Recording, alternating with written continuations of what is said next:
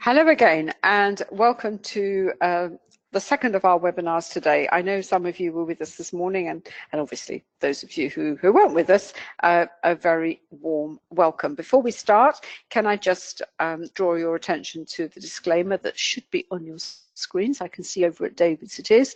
I know you've seen it many times before, but it's really important that we stress this every time we start one of these sessions. This can be a very risky business, and please don't ever think of trading with money that you cannot afford to lose. Brilliant. Right, we're going to do a little bit of a carry through from what we did this morning and look at something a little bit more interesting.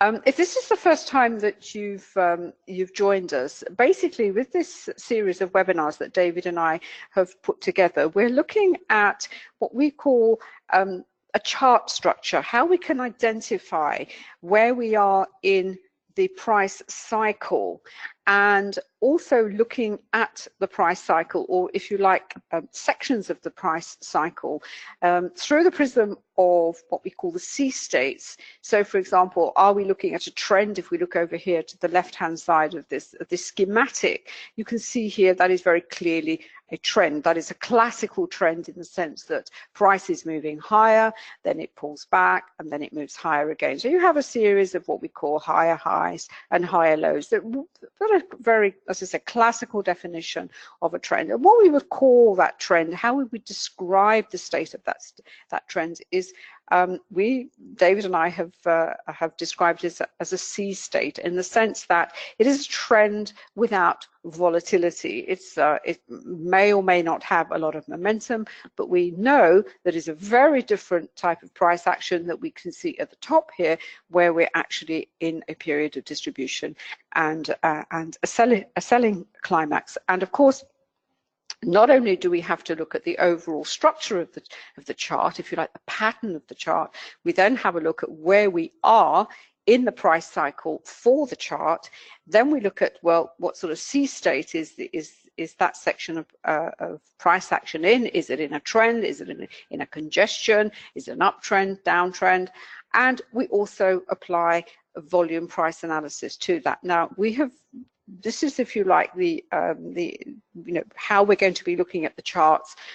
This is the global perspective, if you like, and what we're going to add to it in each week is we're going to add different, if you like, different elements to that. And the element that we want to add today is we're going to look at support and resistance, and how support and resistance and the different ways you can use support and resistance to the chart itself for the sort of information, not only to help you, give you a framework to the price cycle, but also support and resistance in what it tells you in terms of perhaps where you put your stop loss, and also where the price may be going next. And of course, all wrapped up with volume price analysis. Now, this is a schematic.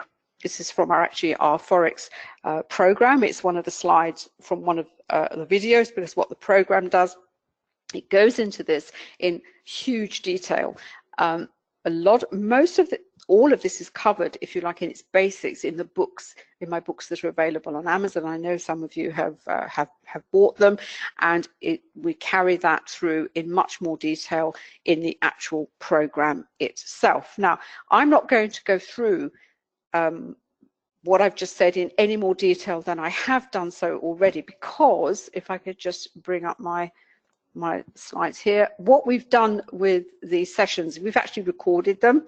So if this is your first visit and you just want to have a bit more information or a recap of what I've just said, then it's covered in more detail, certainly in the first the first two webinars, carried a little bit further last week, and as I said, and then gradually we just sort of refer to the terminology in the webinars, and in order for you to catch up, because otherwise we'd have to spend quite a long time on it, just go to the recordings, just maybe watch the first 10-15 minutes, and that will bring you up to speed, certainly with regard to the terminology that we use. And as I said, the education program is here. It's the Quantum Trading Education site.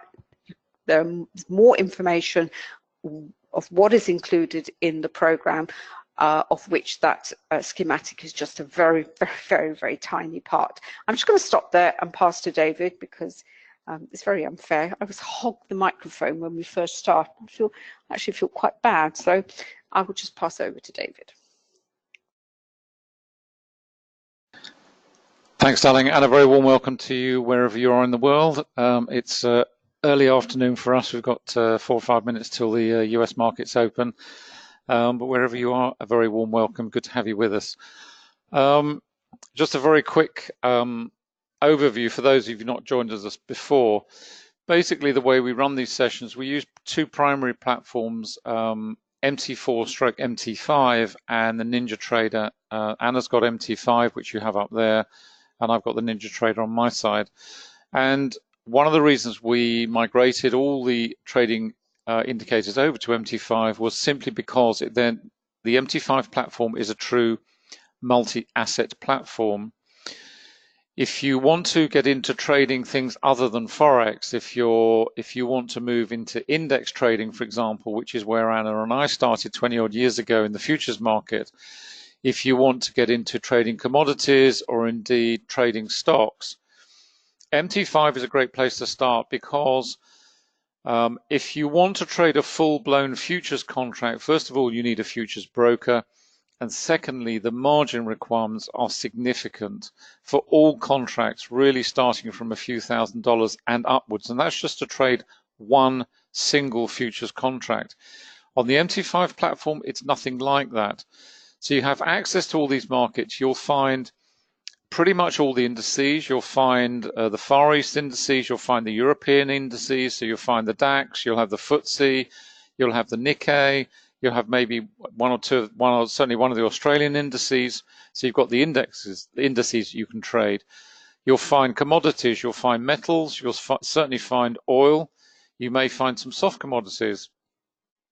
And you'll also find a range of stocks. Now, clearly, you're not going to find all the tens of thousands of stocks that you might find if you were trading in the cash markets, but you'll certainly find a broad section, and you'll find both for the US markets and for the UK market. So if that is your focus, if you are new to trading, relatively new to trading, it's not a bad place to start, because it's not going to cost you a ton of money. You're not going to need a specialist broker, because if you find an MT5 broker, and the best place to look is a site we always reference, which is 100forexbrokers.com, and that's the number 100forexbrokers.com. You will find filters there to filter pretty much on anything, and you can filter down to MT5 brokers there, and you will find them increasingly becoming available.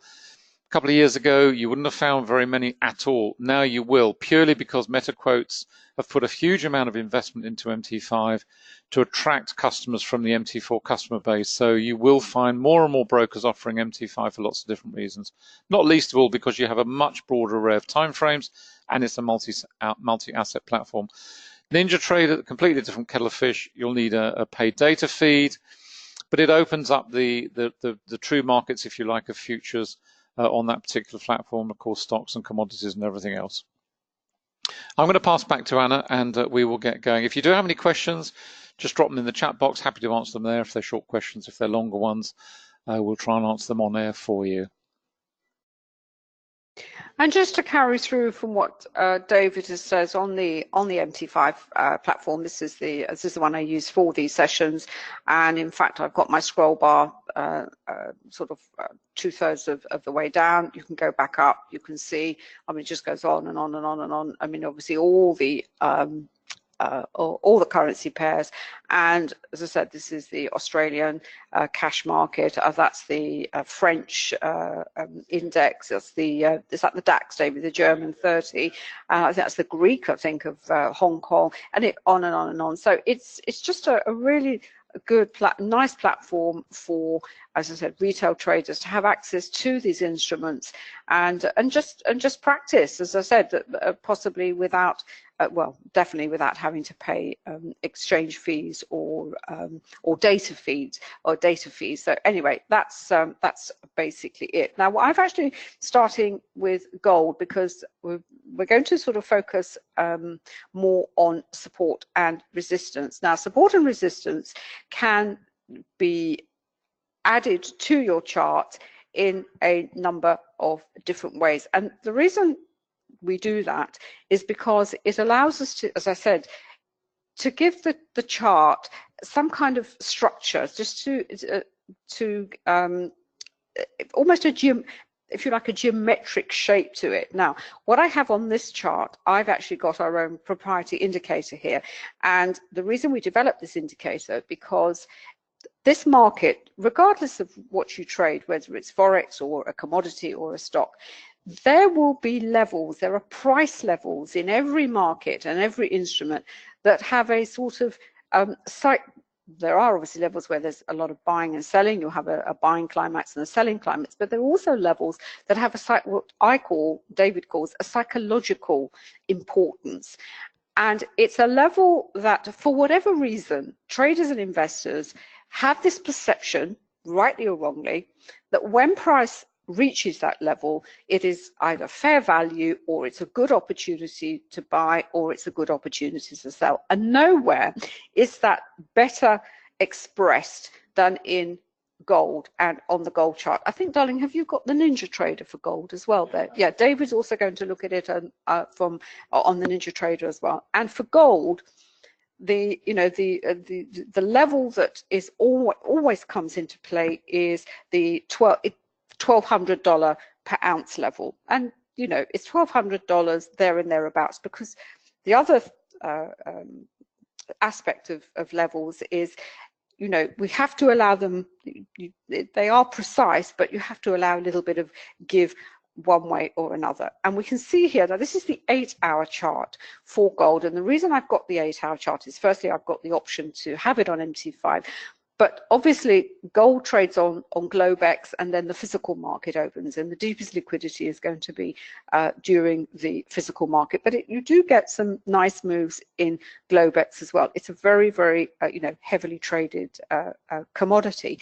And we can see here immediately, if we think back to our schematic, if we look at the bottom here, this is the 1200 in the $1,200 per ounce, and you can just about see the solid line. Now, with this support and this version of support and resistance that we have on MT4, the more solid the line, the stronger either resistance or support. Now, you have the psychological level, the idea that and it has bounced off in the past off $1,200 per ounce. If I go to the daily chart, you can see that.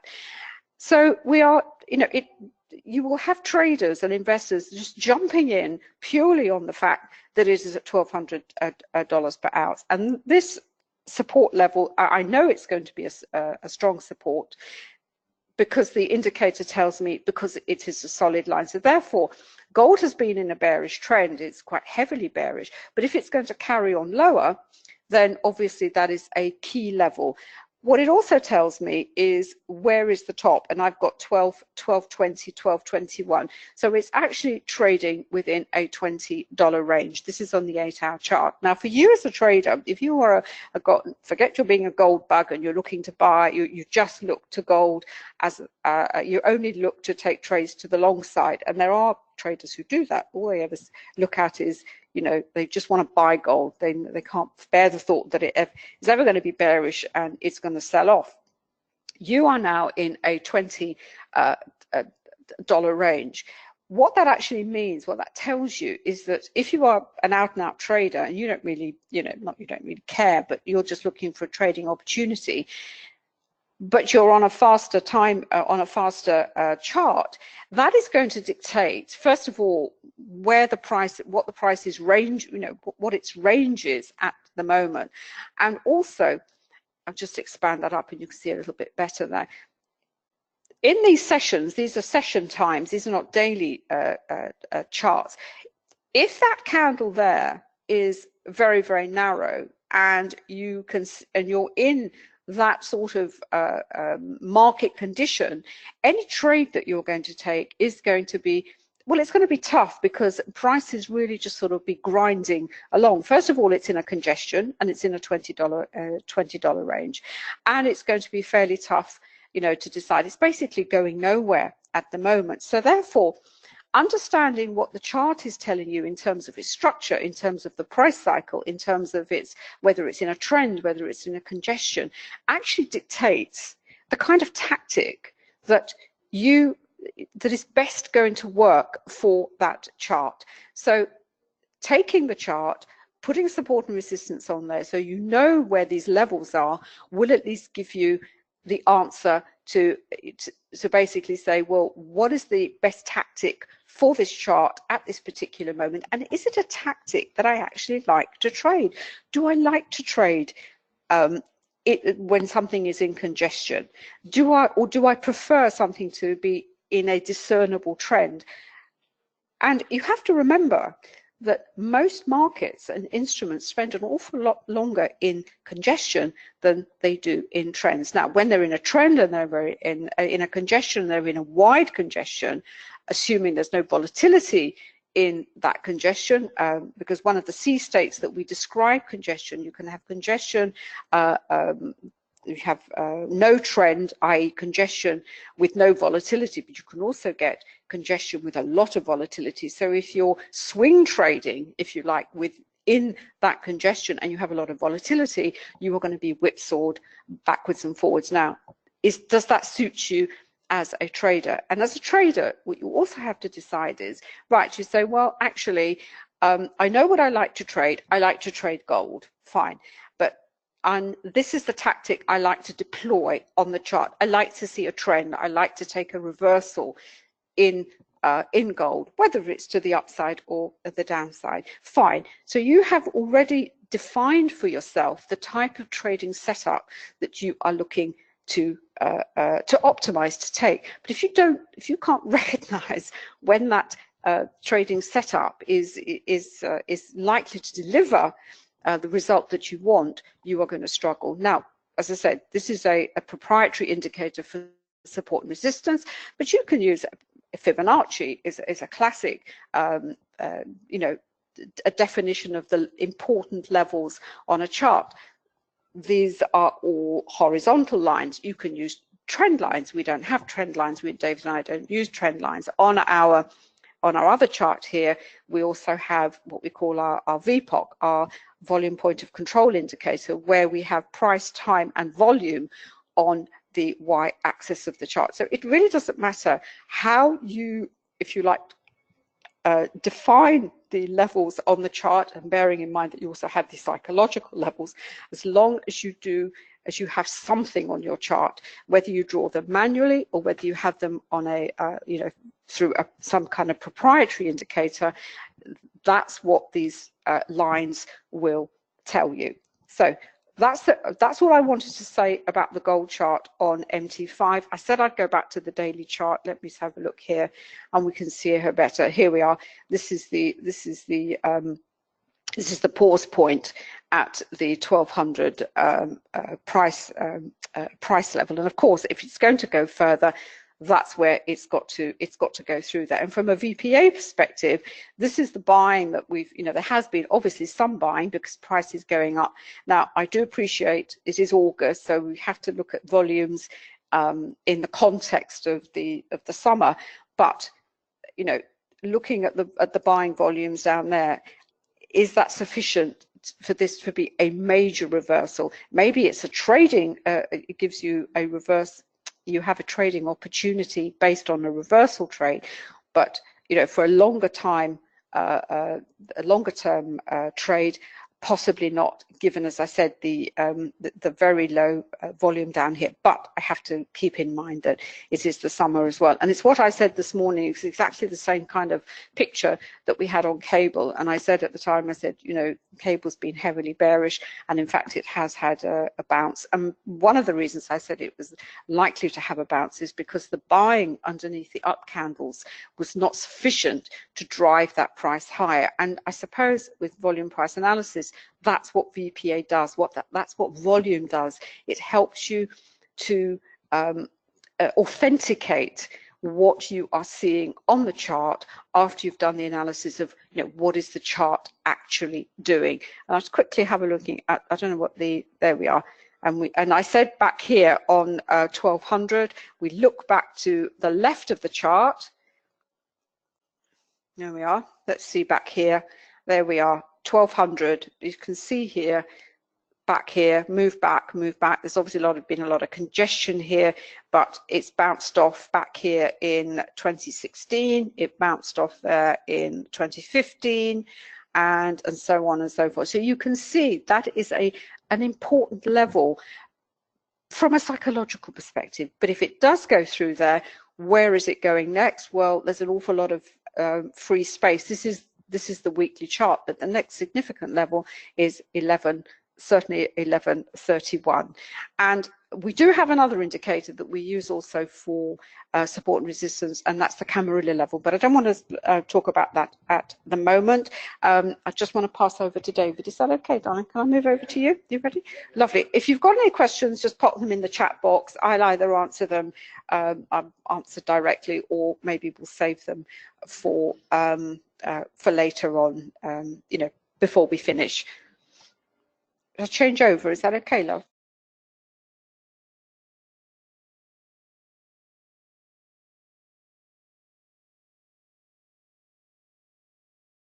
That should be coming up on your screen now. Just looking over to Anna. Yeah, that's fine.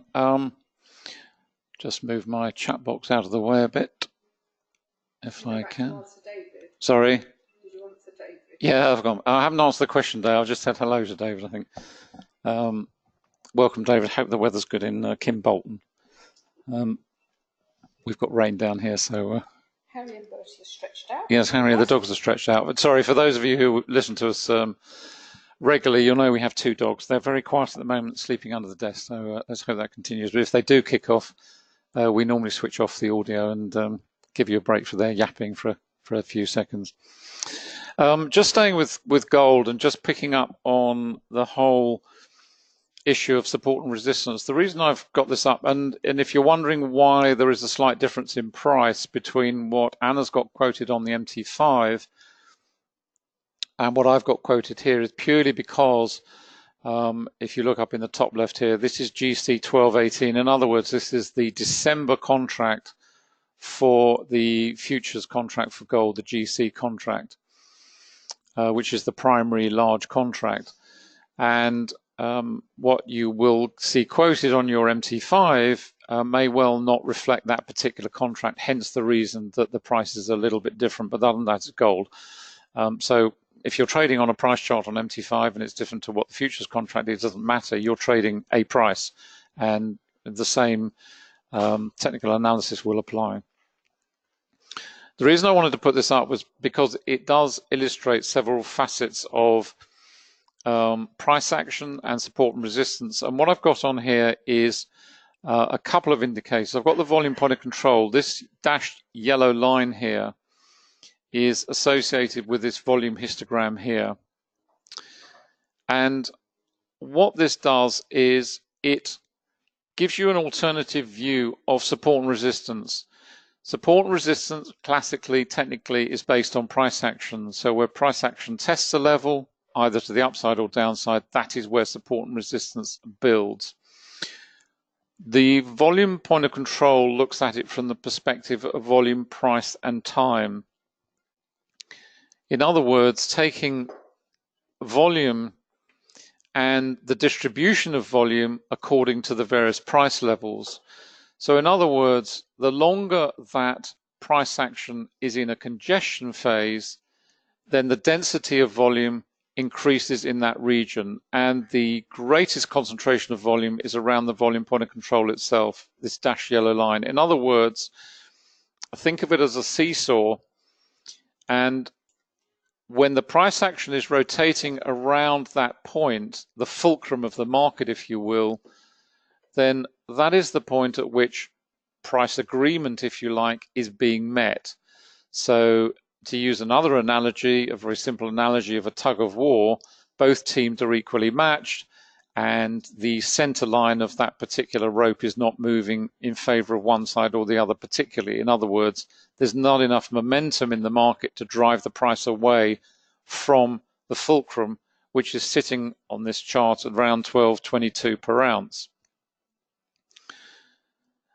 That is the heaviest concentration of volume because the price action has spent longest there. And the corollary to that is, first of all, that's where you find the deepest area of volume. And secondly, it also instates the value that this is a point at which the market considers the price action to be important. Now, as you move down the histogram above and below, what you find are these lower levels of volume, the lower concentration of volume. And you might say, well, it's awfully interesting, but how does that actually help? What these define are regions where price hasn't really stopped at that level before. And that's important for two reasons. Firstly, because it means you have much lower concentration of volume in that area. And secondly, it's an area of the price chart which the market doesn't consider particularly important. And as you can see over here, the market moved pretty swiftly through that region. Therefore, you get very light volumes. And what that means from a trading perspective is that when the market moves towards these regions, the anticipation, the expectation is that there is very little in the way of either support or resistance from a volume perspective, in other words, a volume price time perspective, to present a barrier. So it really takes the support and resistance into a different area. That's not to say that obviously price, the straightforward price relationship isn't important. It is. It's just a different way of looking at support and resistance through the prism of volume and the concentrations of volume at the various price levels up and down the chart. So that's one aspect. The other aspect I wanted just to highlight with gold, and again, it's a good example. It's very clear looking at this that this is not a trend.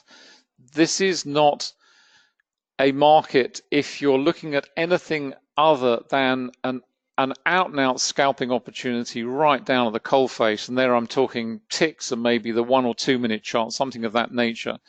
If you're any further away from the market in terms of time, then from a personal perspective at any rate, this isn't something I would want to be trading right now. If I was looking at it anything other, let's say from the 5 minute upwards into the slower time frames. We're talking about a range of what, $7 an ounce. Now, on the futures contract, that is a huge amount of money. If you're trading multiple contracts, it's a massive amount of money. But you could win and lose serious amounts of money within this price range. But from a trading perspective, from a longer term development of a trend, at any rate, it's not the sort of chart that you want to be trading from a personal perspective. This started off, this is the nice thing with Ninja. One of the really nice things with Ninja is when you look at the time down here, this actually prints the actual time. We're in the UK. This was 7 o'clock in the morning UK time. Here we are. We're over at, what are we, 2:45? And this is 3 o'clock UK time in the afternoon. So it's very easy to pick out those spots on the time frame, whereas it's more difficult on MT5 and MT4 for sure, because they tend to run behind, or in front rather. This was 7 o'clock. What do we get? We get a huge volatility, ton of volume coming into the market. This was, where are we on? 15-minute chart here. This was at 7:15. Ton of volume coming in. The volatility triggers. This indicator is our volatility indicator. What it signals is price action that has moved outside the average true range. What it's telling you is two things. First of all, that you've got volatility in the market. And secondly, that the expectation is that the market may well retrace within the spread of that particular candle or bar. Now, clearly that's going to happen if the market closes well down on the candle, which it has here. But what the volume is also telling you is a massive surge in volume. This does not look strong at all. And indeed, down we go to the other side, and then we get a repeat performance about an hour and a half later. The opposite effect, ton of volume coming in, lots of volatility. Back we go again, up to the VPOC. Are we going anywhere? Oscillating around the VPOC. Then we get more volatility up here. Didn't trigger this time because it didn't move outside the average true range. Ton of volume coming in here. Back down we go again. There's nothing in this chart. This is volatility with no direction. In other words, congestion with volatility, which is just the worst place to be. If you get trapped in one of these, you've maybe been in a trend somewhere, and then the market starts to develop this this sideways congestion with volatility. It is the worst place because it's racking your emotions about all over the place, assuming you're not stopped out at some point. Congestion per se, where you have congestion with no volatility, which is very common, which is probably the most common of all, what you will see in those examples is generally very quiet price action, relatively narrow spreads. The market has just gone into its shell. You'll see the volume die away. Typically, you'll see this sort of price action 2, 3, 4 hours before big news releases, maybe even up to the news release itself, but then you'll see volatility come in just prior. But generally speaking, that is the sort of congestion price action where it's very quiet, the spreads are very narrow, and the volume is low because the market makers insiders are not participating. And the other aspect of volatility, which goes hand in hand, is that when you get volatility, that is generally when the market makers and insiders or the big operators in the futures market are actually participating. And you can see it very clearly demonstrated here, because what it is the opportunity for those who manage the market to actually trap you into a weak position. Because you can imagine on this chart, if you took it down to 5 minutes, this sort of shot up, traders jumping in on this, thinking, fantastic, here we go, we're off to a nice bull run, bang, down it comes again, trapped, painful. You're either stopped out or even if you're in there, the emotion of sitting through this lot is immense. This is a 15-minute chart. This market's going nowhere at the moment, and we've been sat here since 7 o'clock this morning, so practically a day of just going nowhere. And if I just flick it over onto the daily, which really puts the whole thing in context, if you can actually see that tiny candle down there, just enlarge it as best I can, it's there. That is what you're trading at the moment. Now, as anything other than an intraday scalping trader, it's not really where you want to be.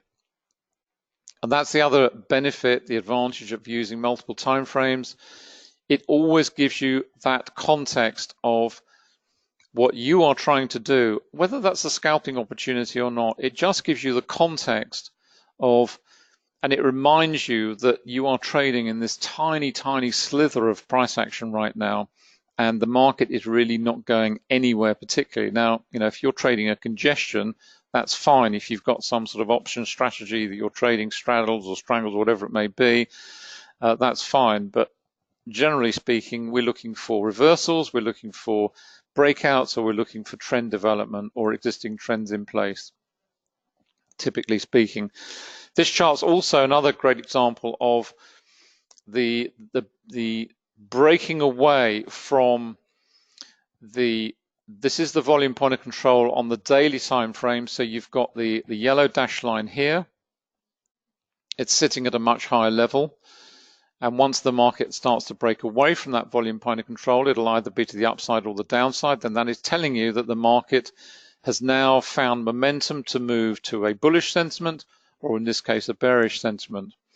We've still got the heaviest volume here, so the volume point of control has not moved because the volume in these lower regions has not exceeded this volume here, so it will remain there until that happens, and at that point the volume point of control will then move to the next level to reflect the fact that volume in those regions is now higher than the old previous position. We had some great support and resistance levels building here. We had this resistance up at the top here, which was constantly tested and held. And then once this floor of support, this very strong level here, which is just below 1300 per ounce, is breached, you can view that as in many different ways. It was breached with a very solid candle, no wicks to the top or bottom, a ton of volume underneath, and the trend monitor transitioning pretty much thereafter in a day or so. Now, if you put all that together, what that's telling you is pretty loud and clear that we've got some immense resistance to any reversal back higher. We've got this huge pressure. We're moving away from the volume point of control. This daily price action closed pretty much near the low of the session on a load of volume, and coupled with that, the trend monitor also transitioned. Bear with me a moment.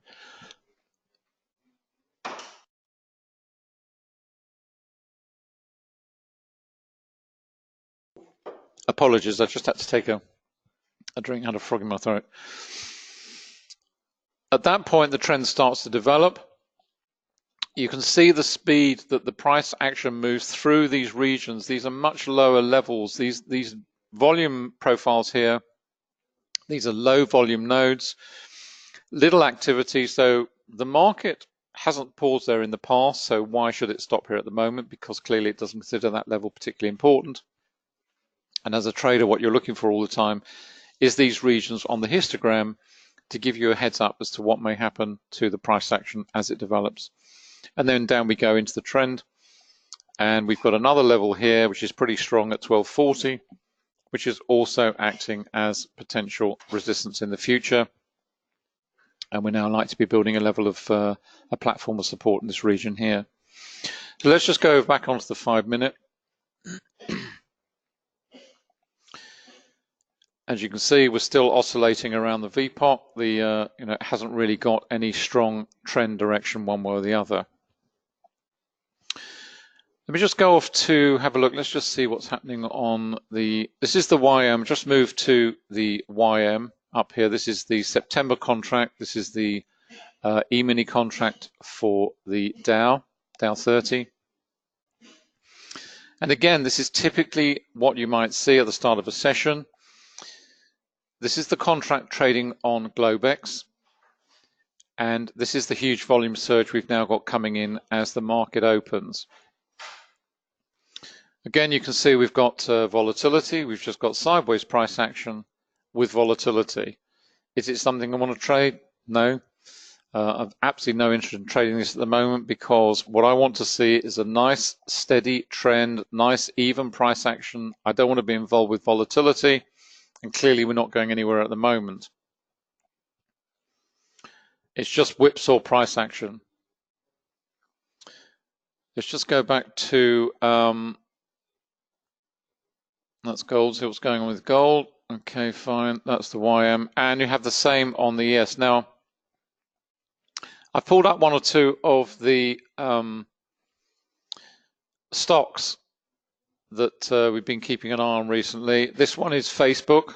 If you've been following Facebook, you'll know there was a huge dramatic day here where I think it was over, I can't remember the figures now, but it was a massive amount of money that they lost that particular day. It was the largest in history, I think, from memory.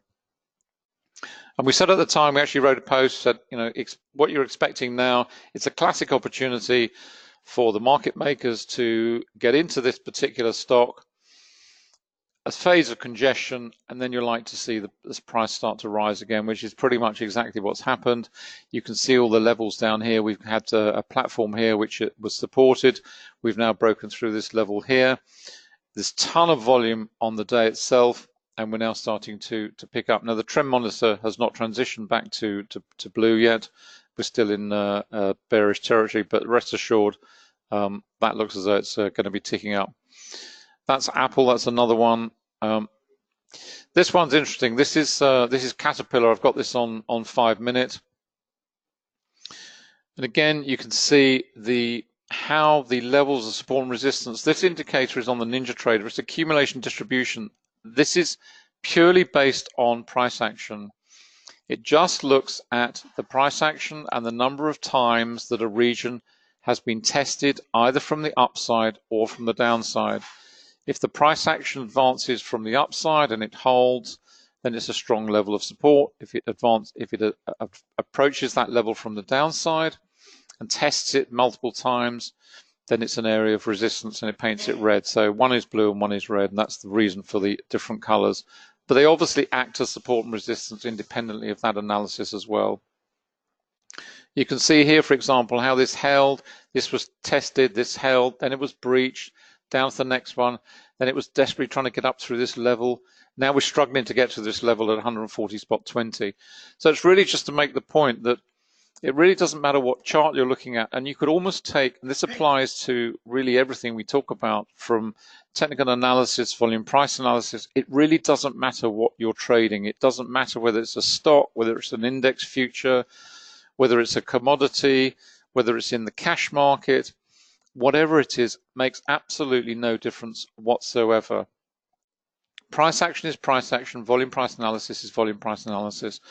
So once you've learned all this stuff, you can apply it to whatever market you wish, whether you want to trade spot forex, currency futures, whatever it may be, index futures. We started in the index futures market, and then we migrated through all the others and a whole variety of instruments to boot alongside. Yeah, I've just passed back to Anna there for a moment. Sorry, I just want to jump in Randall's question about stocks. Right, how do you focus? Well, it depends what you're looking. It depends what you have to decide what you're looking for. There are, as you know, there are thousands. Are you looking to trade a trade? So you're just literally you're looking to buy or sell something and make some money and get out. Are you looking for a stock because you're looking for some kind of buy and hold? You want it as an investment. Are you looking at a stock for some kind of option strategy? So you have to define the terms of reference of what you want to do. So therefore, okay, let's take a speculator and say, right, I'm looking to trade. I don't want to hold, and I just want to day trade, for example. This is where it comes back to understanding where is that stock in the price cycle that we looked at. So you will be looking at, is the stock in, and it doesn't matter if it's a stock, it could be anything. Is it at an accumulation? Is it a distribution? Is it in some kind of trend or not? First of all, you've got to identify the price, where it is in the price cycle. Then have a look at, well, what kind of C state is it in? And if you want more information on what we mean by C states, it's all explained in my binary options book. Now, even if you don't worry about whether you want to trade binary options or not, but that's where David and I, that's where it sort of formulated this concept of looking at the chart in this way. So it really depends what you want to do.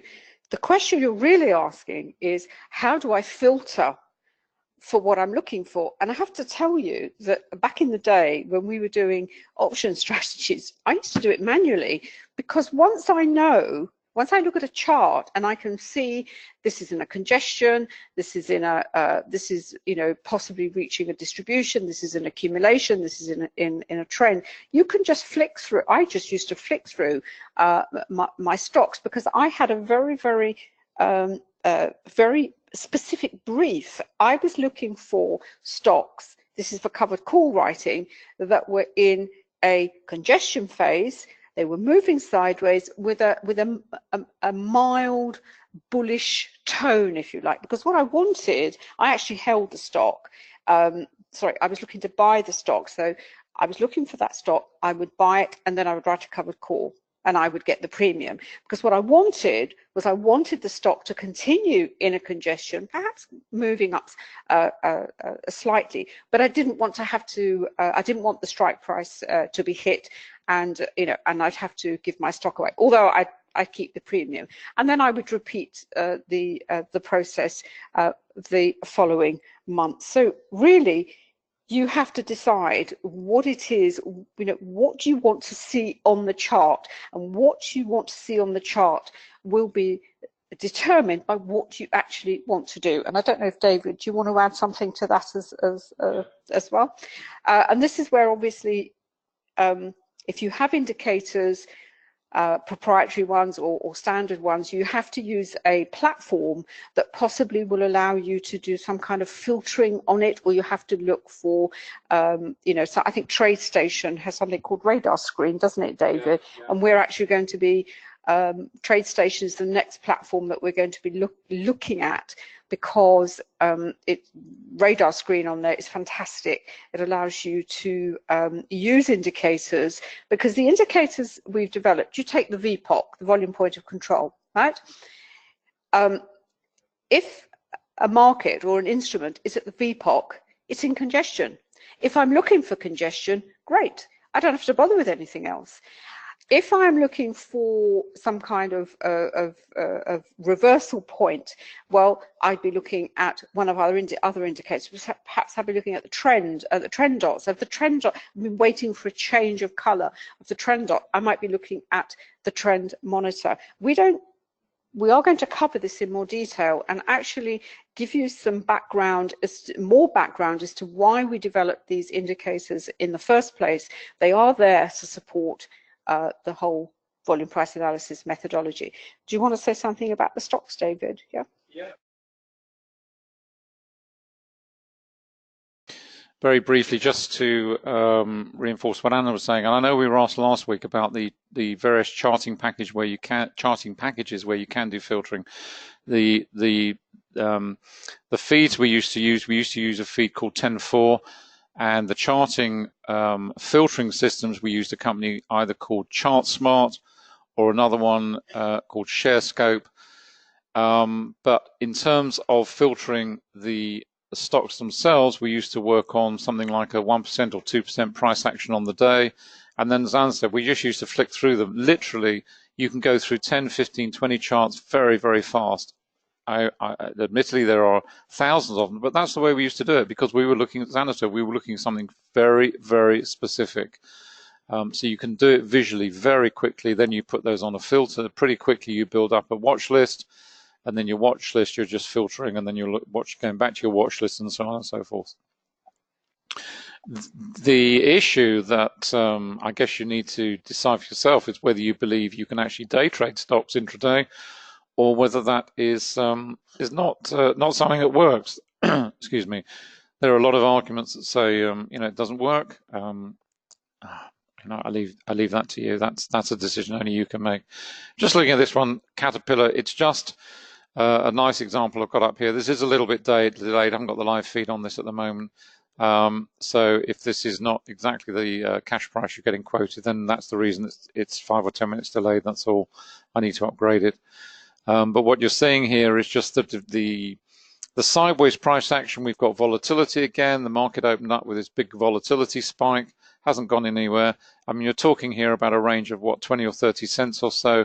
We're trading in this very, very narrow range. And of course, a lot of it dictated by what is going on in terms of the main index.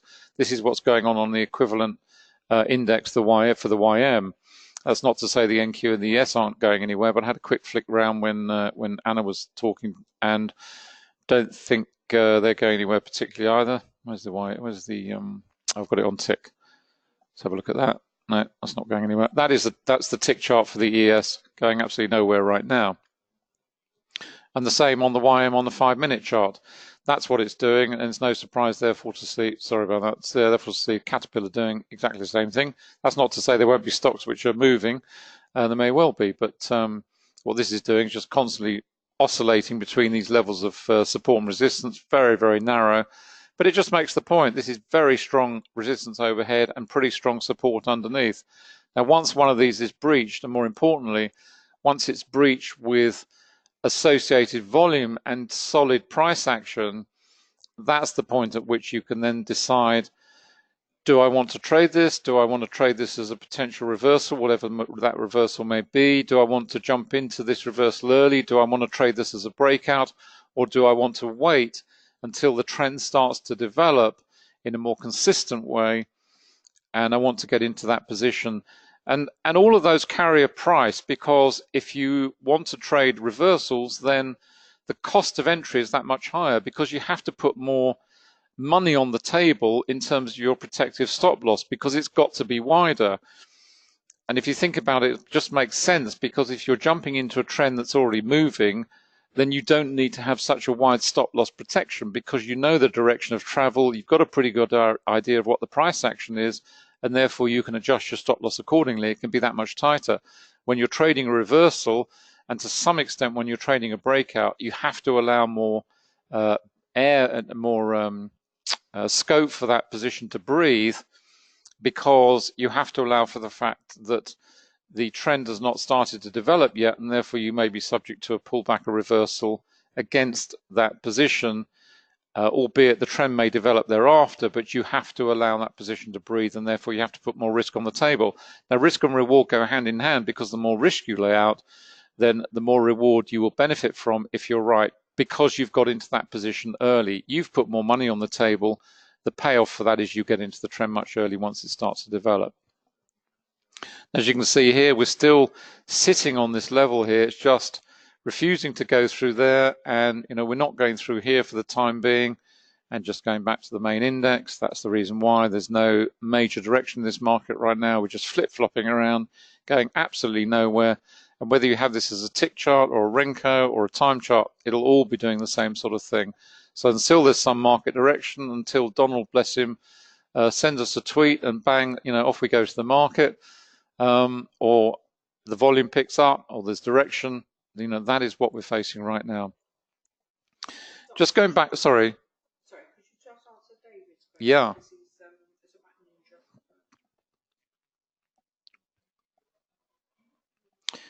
David, I'll just answer your question on air. You're absolutely right.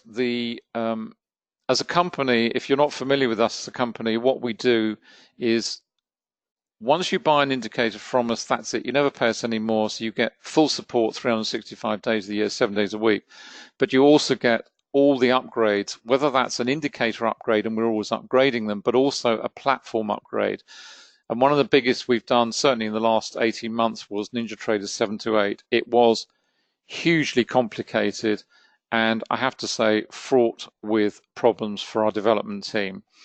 And I have to say we were not alone, because what was happening was Ninja released the platform early, and then as they fixed bugs, we would actually fix something, and then in the next release they'd fix something else, and that would break something on one of the indicators.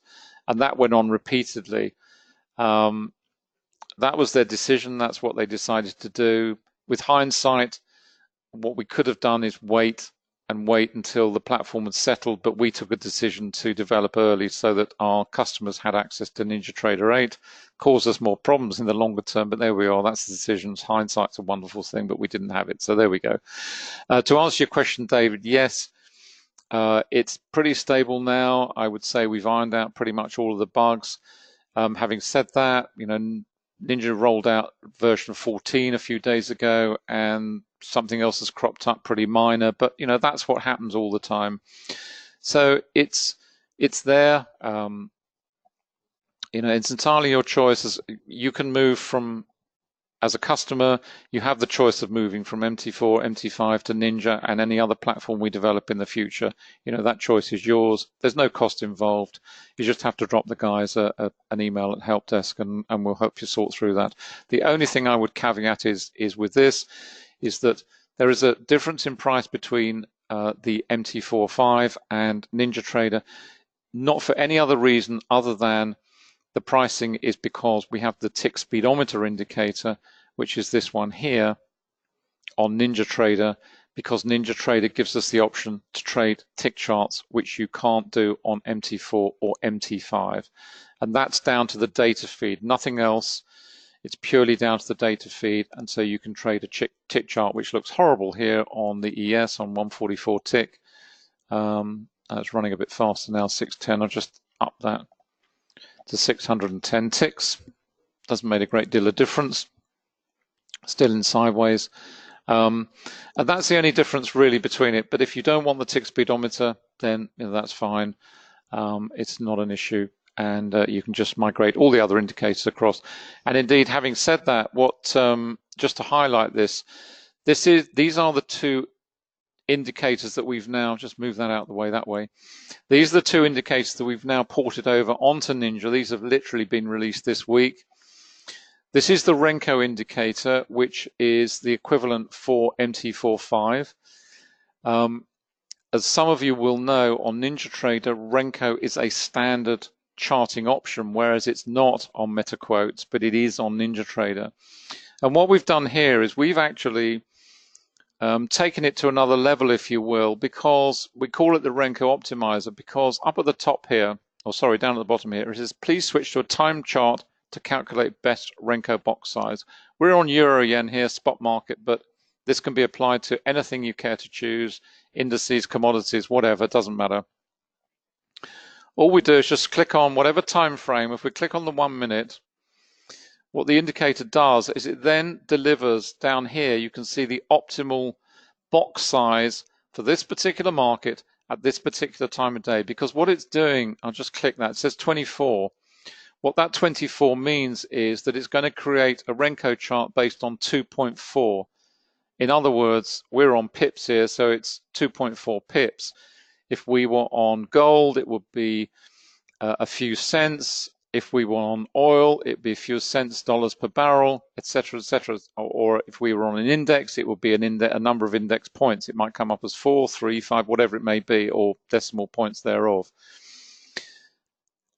You are now trading at the optimal setting for the euro yen in this particular time frame on a 1 minute chart, and it does that automatically for you. So we're now running at a 2.4 renko, in other words, 2.4 pips per box size, which is the optimal setting. How does it know what the optimal setting is?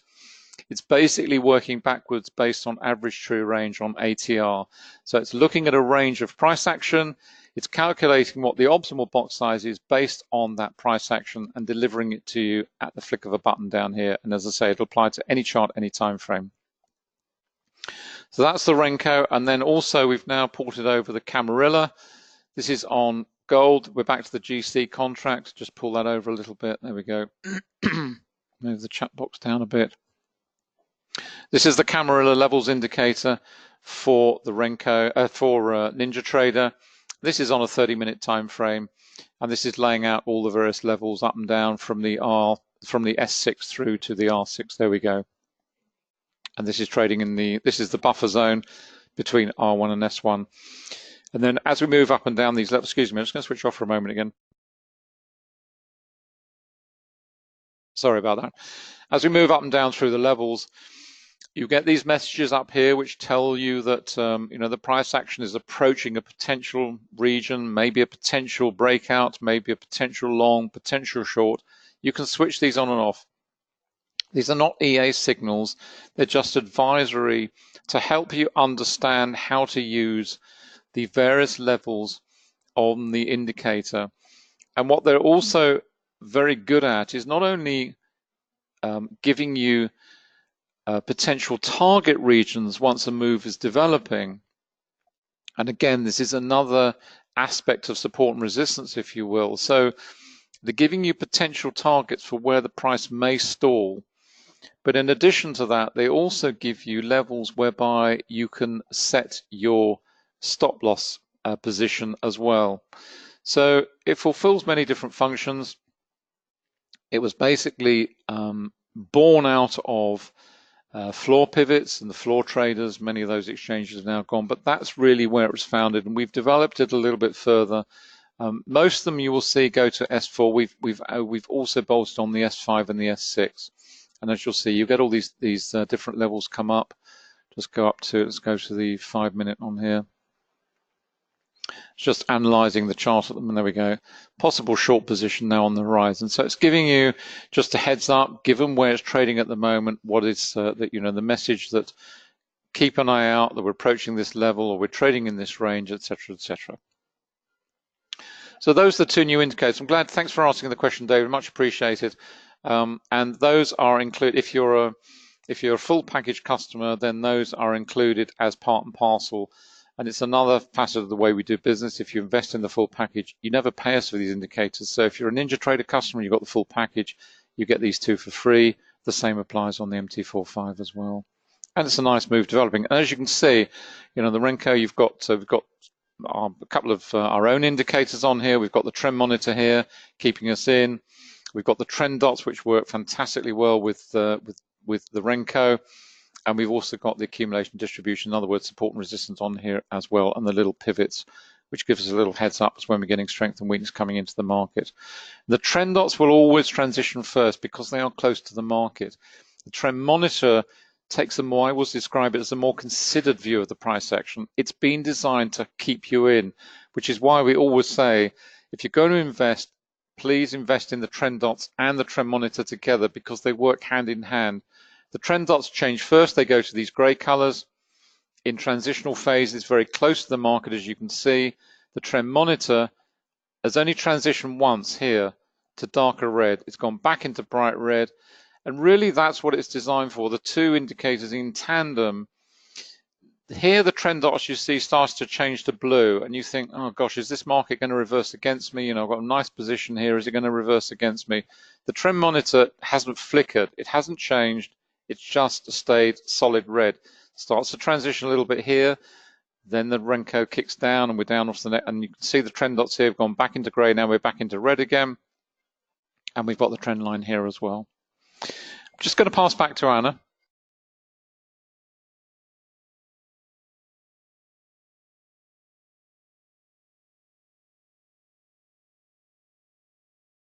And while David was speaking and talking about the Camarilla, and we've been talking about support and resistance and all the other elements of the of price and the chart structure, I've actually got I've got cable here up. This is something we were looking at this morning. And if I just pull up the 3-minute chart, and we can see here, once you put these lines on, I've got a combination of the Camarilla. I've got the standard indicator that which is the SNR that we developed, and I've also got the volume point of control. And what I want you just to have a look at is this little piece of price action here. We had this this breakaway from the volume point of control. It's a successful breakaway until we get to a support line, not a hugely strong support line. That's at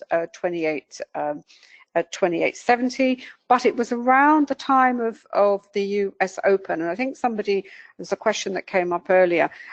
Forex is, can you use volume price analysis in Forex? Well, we believe you can. There's no central exchange. This is tick activity. What you have to be aware of is that there are 3 very distinct sessions, and the participation level in those sessions is very different. And also the sentiment in those sessions may not carry through. So you often see, coming into the London Open, the European Open, and obviously in the US Open, whatever has happened before, you will get a total reversal, or at least a trap move, and then perhaps the original move will continue. But this, if you look at these 2 candles here, now this is a 3-minute chart. If we move over, if we make it a 6-minute chart, and then, because overlaying one candle on top of another, and what we have is, here we have it here. So we can see that is it's a little hammer candle basically. And what is also significant about this piece of price action is the move away from the VPOC was successful. Then it coincided with the open of the US session. Let's go back to the 3-minute, and then we also have the little 2-bar reversal. But if you notice, the price has actually gone straight back into the volume point of control. So you had volume going up on the up candles, and it looks quite promising. You've got a nice volume there. Then you have the price hitting the volume point of control, which you would expect because it's a congestion region, it's a strong resistance region. But look at the volume on those 2 down candles, it's actually falling. So if you were long this move at the moment, you say, well, okay, it hasn't actually reversed from there, but it's got to get through the volume point of control. And what is it going to need to get through there? Well, it's going to need volume. It's going to need a fair degree of push to get through. If it gets through there, where is it going next? One of the characteristics of the Camarilla is that there is a region between these levels, which is the R1 and the S1, which we call the neutral zone or the buffer zone. It's another, if you like, congestion phase. And what the indicator does, it basically says, well, yeah, it may bounce between the R1 and the S1, but you know, it mostly corresponds with our VPOC indicator, and it's just an area on the chart where there is no firm direction. It will stay between the R1 and the S1. And again, if it's going to break to the upside, it's, first of all, it's you know, 2 lots of effort. It's got to get through the VPOC, and it's got to now get through the R1. And we just have to monitor the, you know, the volume. And with cable in particular, it may simply carry on sideways, or at least until the London fix later on this afternoon, because tomorrow we've got a GDP for the UK. So is there anything else you want to say about this price action, David? Oh, and David was looking at the renko, and this is how it translates on the renko on MT5. I've actually put a standard indicator on here. This is a, I think I found on MT5 a triple exponential moving average, which I don't think I've ever come across before, but I'm always one to try something. Oh, right, fine. I'll move back over to you. So anyway, that's support and resistance. We're going to look at non-time-based charts in more detail, particularly with a view to looking at using non-time-based charts, not only for support and resistance, but also for entries and exits. But that's something that we will look at next week. So therefore, there we are. Going back there, as I said, it's got to get through there. It's decided it doesn't want to go through there. Where's it going down? Well, that's the next level, 28.73. Would you actually be trying to take, the decision is that your decision as a trader, forget this is cable, it could be anything. Am I actually going to try and take a trade while the price is doing what it is at the moment? That decision is a decision only you can take, because it has all sorts of consequences from a risk perspective, and you know, how long you are likely to stay in the trade. Do you want to move back to you, darling?